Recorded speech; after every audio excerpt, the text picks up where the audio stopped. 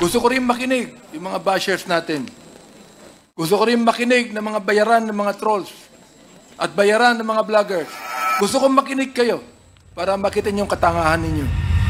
Ang proliferation ng illegal pogo sa ating bansa dahilan sa pagdagsa ng mga Chinese na mahigit kumulang na 300,000. Sino ang nagbigay ng birth certificate sa kanila na naniniwala kaming fraudulently acquired?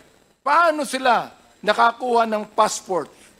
Paano sila nakabili ng large tract of land samantalang marami tayong mga kababayan na wala man lang maliit na lupa na pagtatayuan ng kanilang bahay?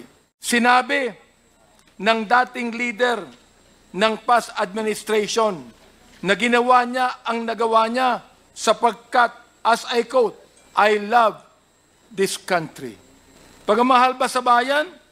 If you allowed the hundreds of thousands of Chinese to come here who do not even love this country, bakit kinakailangan may mamatay o pinatay na mga 30,000 na tao na ang karamihan niyan ay mistaken identity, na ang iba ay mga bata? Ang sabi ng isang senador na nakaupo na dating PNP Director General, collateral damage. Pagmamahal pa sa bayan ito?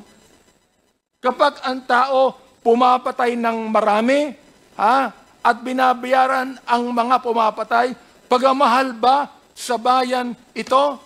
Nais kong sabihin sa inyo, there is not one family that has the monopoly of love of this country. We will also recommend the prosecution of those behind these monstrous killings.